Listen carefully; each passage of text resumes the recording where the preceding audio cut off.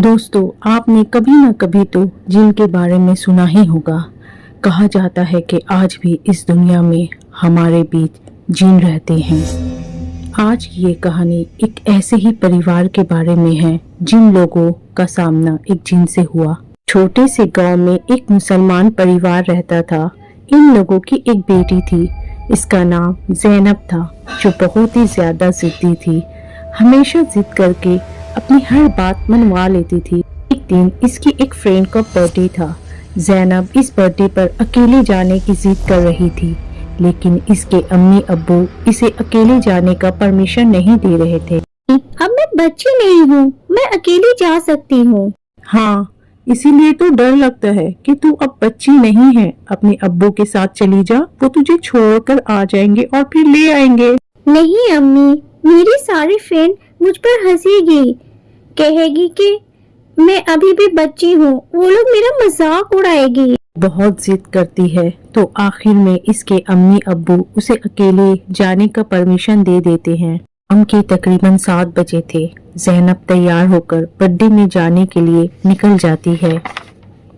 इसकी फ्रेंड का birthday royal palace में था, जो इसके घर से तकरीबन 5 किलोमीटर दूर था।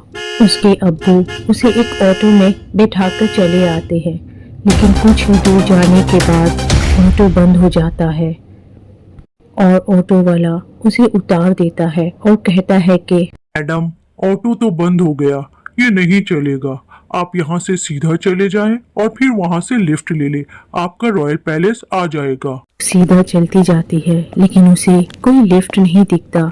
वो चलते चलते थक जाती है। दिसंबर का महीना था और ठंडी भी बहुत ज्यादा थी, इसलिए रास्ता बहुत ही सुनसान था। रात के करीब 8 बज चुके थे।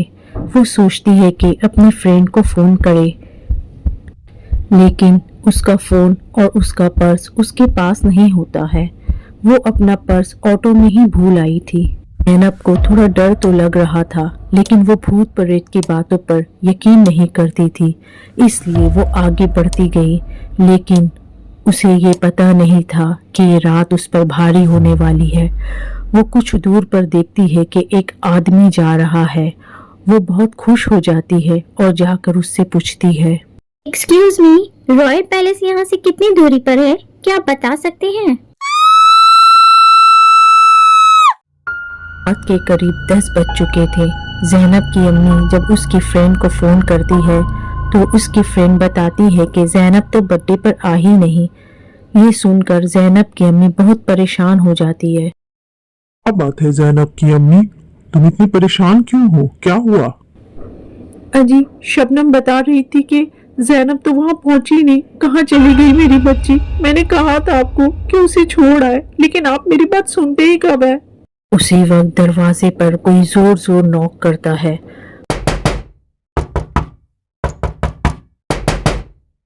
वो लोग समझते हैं कि ज़ैनब आ गई, लेकिन जब वो जाकर देखते हैं तो वो ऑटो वाला होता है। ये तो मेरी ज़ैनब का बैग है ना, ये तुम्हारे पास कैसे आया? मेरी ज़ैनब कहाँ है? बताओ, कहाँ गई वो? ऑटो वाला बताता है कि कुछ देर पहले एक लड़की रॉयल पैलेस जाने के लिए उसके ऑटो में बैठी थी, लेकिन रास्ते में ऑटो बंद होने की वजह से उसने उसे आधे रास्ते में ही उतार दिया था। जल्दी में वो लड़की अपना बैग ऑटो में ही भूल गई। उस बैग के अंदर से उसका एड्रेस मिला तो वो यहाँ लेकर आया। ऑटो वाला ज़ैनब की अम्मी अब्बू को वहाँ ले जाता है।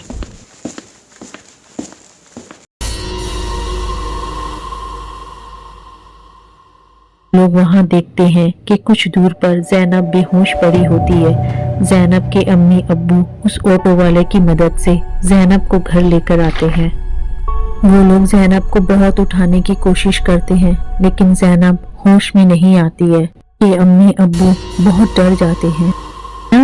ज़ैनब, ज़ैनब बेटा, ज़ैनब उठ जाओ बेटा, सुबह हो गई है। कल क्या हुआ था तुम्हारे साथ? तुम बेहोश कैसे हो गई? लेकिन ज़ैनब कुछ नहीं बोलती है और वो चुप से बैठी रहती है। ना कुछ खाती है और ना ही कुछ पीती है। वो बिल्कुल चेंज हो चुकी थी।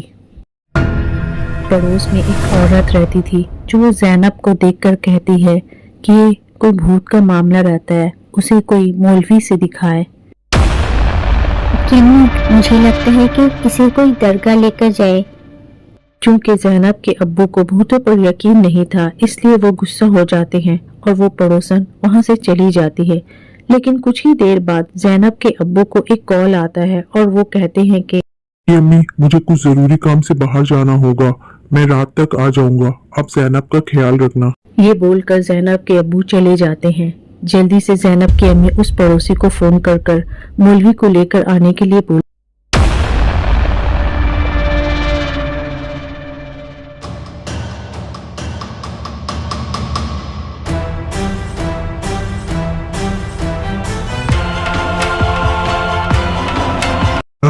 ज़ैनब, ज़ैनब बेटा। जब मौलवी ज़ैनब को देखते हैं तो वो देखते ही समझ जाते हैं कि इस पर कोई जीन है। वो इन लोगों से कहते हैं कि बेटी एक जीन के कब्जे में है, वो जीन बहुत गुस्सा है ज़ैनब से। ज़ैनब ने जरूर कोई गलती की है, उसने उसे परेशान किया होगा। सुनकर ज़ैनब की अम्मी बहुत परेशान हो जाती है। अब क्या होगा बाबा, किसी भी तरह मेरी बेटी को उससे छुड़ा लीजिए।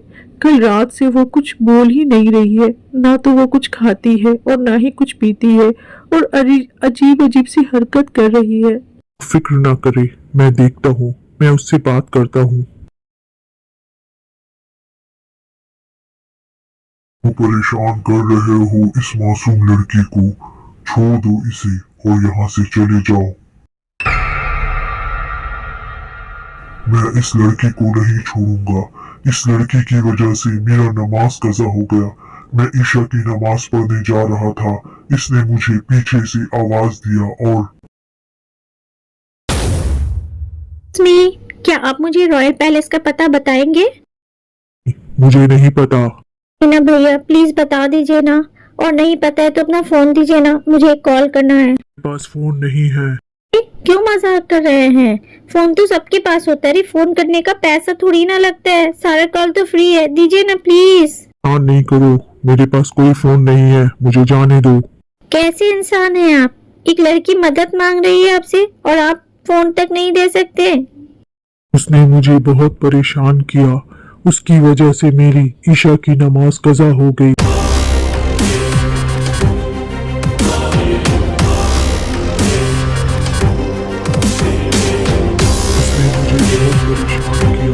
उसकी वजह से मेरी ईशा की नमाज कज़ा हो गई। मुझे कोई पीछे से आवाज दे, ये मुझे पसंद नहीं है, इसलिए मैं इसे अपने साथ ले जाऊंगा। इसे माफ कर दे। बाबा जीन से बात कर बाहर आते हैं और ज़ैनब की अम्मी से कहते हैं कि वो इस जीन को अपने साथ लेकर चले जाएंगे, लेकिन जाते वक्त उसे कोई पीछे से आवाज ना दे, वरना ज़ैनब को वो अपने साथ ले जाएगा। बाद मौलवी ज़ैनब के रूम में चले जाते हैं और कुछ देर बाद उससे बाहर निकलते हैं।